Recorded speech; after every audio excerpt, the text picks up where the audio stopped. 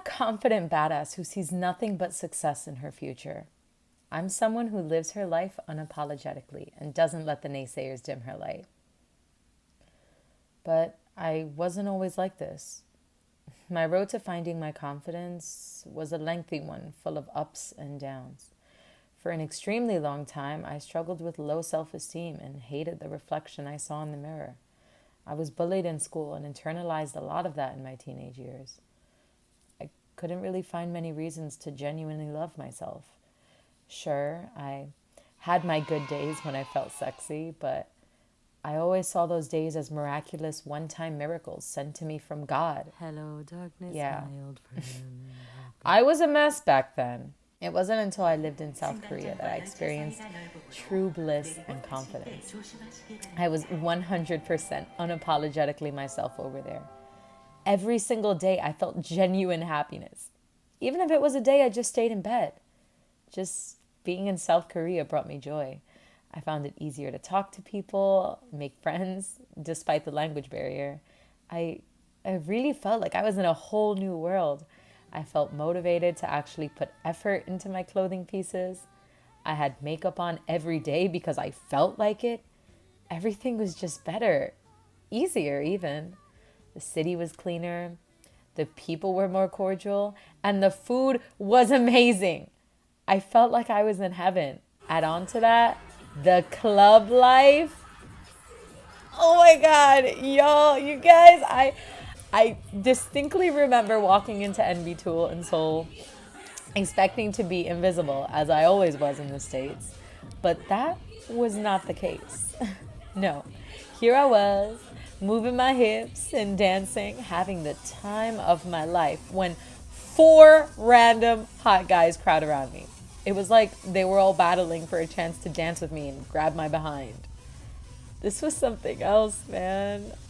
I felt like I was Beyonce or something. Everybody wanted to dance with me. And let me tell you, I loved every bit of the attention. I thought to myself, if everybody's trying to cup a feel, must mean I'm pretty freaking sexy. Y'all, I was living my life to the fullest. Every day I felt like a queen, and people were quickly taking notice. I legitimately had never felt confidence like this. It was insane. And then the most amazing thing happened. I'll never forget it. I went to take a dance class at 1 Million Dance Studio. I was finally taking class from my idol, Hyojin Choi. I couldn't breathe. Like, I couldn't believe I was learning from the goddess herself. I was living. I gave that class my all. And you know what? She noticed. She had me dance in a group in the front of the class. Of course, my nervousness messed me all the way up, but I was still living. Naturally, after the class, I wanted to run to her and say thank you and express my love, but she beat me to it. She came up to me and told me how impressed she was. My idol. Impressed. I couldn't believe it. So I was like, oh my God, what? No, I'm so sorry. I'm not good at following steps. And she put her hand on my shoulder and she said, steps can be perfected, but energy and passion can't. You dance with your heart, and that's beautiful. So just keep practicing because you got it. I was in shock. I just threw my arms around her and hugged her tight. Hyojin gave me the confidence to continue dancing. She gave me the confidence to call myself a dancer. She changed my whole life. She rewired my perspective with just one sentence. Then I returned to the States. And the adjustment was hard. That natural beaming confidence slowly faded away. But hey, at least I was confident in my dance skills, and at least I was confident enough to launch a YouTube channel based almost primarily on my dancing. Even though my confidence wasn't as high as it was when I lived in Korea, something was definitely different.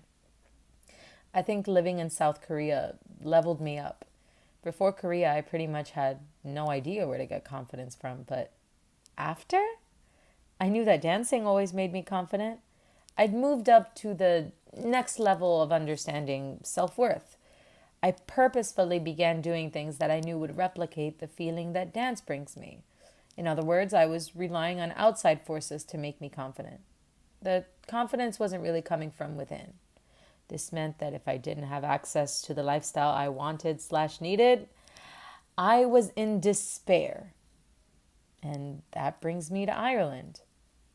I decided to study abroad in Ireland in hopes of replicating my amazing experience in South Korea. I figured if the South Koreans welcomed me, a non-Korean, with such open arms, then the Irish should love me even more. I mean, I'm 25% Irish. You know what I mean? But that's not what happened. They didn't see it like that.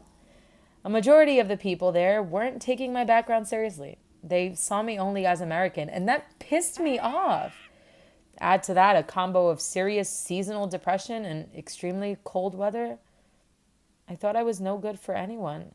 I ended up trapping myself in this bubble. The constant negativity I was bringing myself led me to suffer through dozens of colds, ear infections, and eventually a dislocated jaw.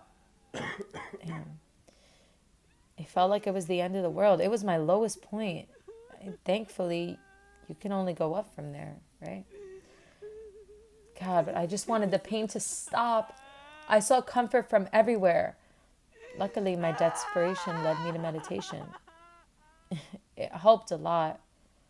Sure, the pain and discomfort from my jaw didn't disappear overnight, but each meditative experience made me feel just a little better. The meditation had me asking myself big questions like, what is it you don't like about yourself? Why? It forced me to dig deep. I finally understood what it meant to experience light radiating from within. And although it wasn't happening every day, I experienced a couple of days where I felt truly happy being on my own in a completely foreign country. And then I met Ivan. Ivan and I had a class together the whole semester, but my giant bubble of depression kept me from having an actual conversation with him. Thankfully, now that bubble was gone. I had a conversation with him and he was the coolest. An Irish boy obsessed with K-pop. I mean, one in a million, let me tell you. He radiated sunshine and made it feel like life was worth living. If anything, I wanted to continue living so I could get to know him. He's pure sunshine, you know? Eventually, Ivan and I had lunch together. We must have been at that place at least 4 hours. We talked for what felt like forever. I hadn't felt so appreciated and loved in so long. How could I not feel that way with a guy like Ivan by my side? He was this ray of positivity who somehow understood me wholeheartedly. This boy drove me to like 5 different counties in Ireland just so I could go back home and say I'd seen a lot of Ireland. The whole day was a journey that was just so much needed. We listened to music. We listened to his music on the car ride, and let me tell you, the boy can sing like Lady Gaga could never. I mean, he was and continues to be a legitimate star. And whether he knows it or not, Ivan helped me find reasons that I should love myself. He changed me for the better. And he continues to do so. I mean, we're talking about a boy who's been through quite a lot. I think that's why he understood me so well. The difference is that he let his painful experiences lift him up instead of tear him down. All his heartbreak became his art. Man, the realness in his music, I can't even find the words to express it. It just grabs your soul. And it's inspiring. It inspired me to be a better me. And it inspired me to turn all my painful experiences into my artwork. I too began letting the pain propel me further instead of holding me back. And that's because of Ivan. So thank you. I love you. You're in my heart forever. When I got back to the States, I got back into writing. That was the best decision I ever made. I took a creative writing class, and it was the perfect way to just let all my emotions out, the good and the bad. I remember my first big project was to write a 10-minute play. For a hot second, I didn't know where to start. How do you write a whole play that makes sense in only 10 minutes? Huh? Man, I must have sat staring at my computer for hours. I tried to watch dance videos for inspiration, read older works of mine, and Google photos of hot men I could possibly insert in my literature. 'Twas a challenge. I think it was around 3 a.m. when all the emotions start to run wild that I came up with something. I was thinking about my first kiss and how wonderfully magical it was for those couple seconds. Then I thought about how much it sucked to hear from the guy I had the biggest crush the following words. I'm going to need you to keep quiet about the kiss. I'm trying to get with someone else. So, please. That sucks, man. Like that experience went from rainbows and daisies to dirt and darkness really quick. 100 to 0 really quick. So I essentially rewrote my experience in a nicer way. I created this man a lot like my first kiss. The difference being he actually wants to date the female lead. And regardless of if things work out between the two characters, at least they gave it a shot. It was a piece I really ended up loving. A romantic comedy that I connected with. It wasn't exactly mirroring my experience, but there was a piece of my pain, my heartbreak there. I used the pain to propel me further in my career. A technique I learned from Ivan. And it gets better. I graduated college with my BFA, excited for what was to come. My short 10-minute play, the play I used my pain to develop, it got picked for a play festival. Yep, my little play was going to be produced off Broadway. This was big news. It was heavy. I was going to be wearing a producer's hat, and I had no idea what I was doing. I'm not gonna lie. I was very scared and incredibly stressed. But I was also really thrilled. And hey, despite a couple speed bumps here and there on the journey to opening night, my short play, Perfection Equals Overrated, was an immense success. I got to be on stage in my own play.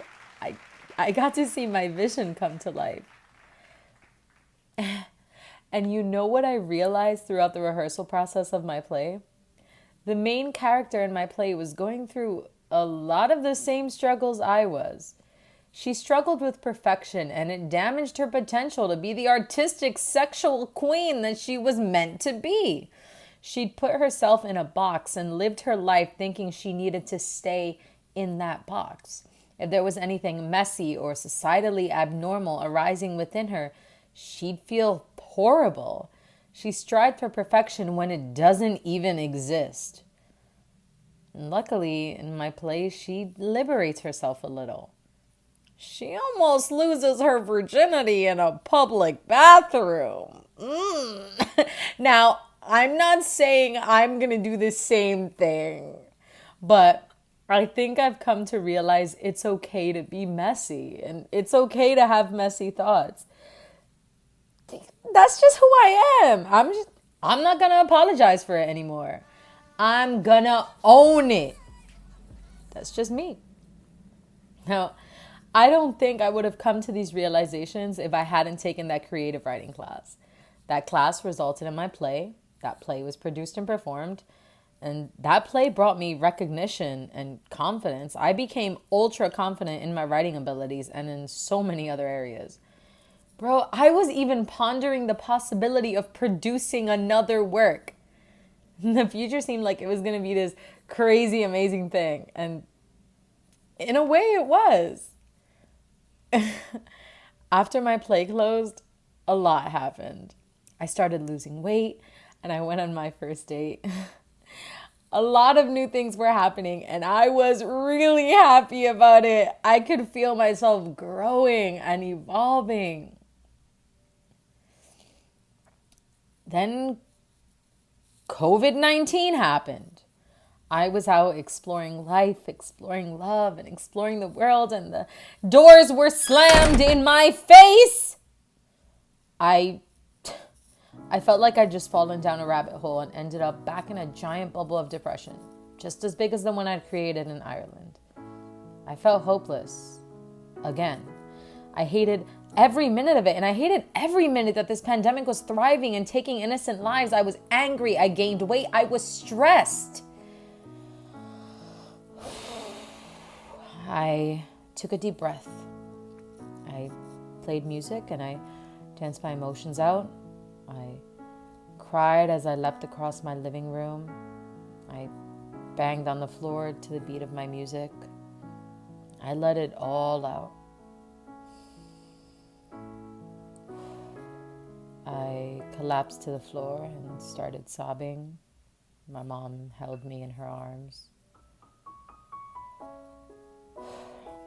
I finally meditated again. I got off my ass and cleaned my room, did my makeup. I decluttered.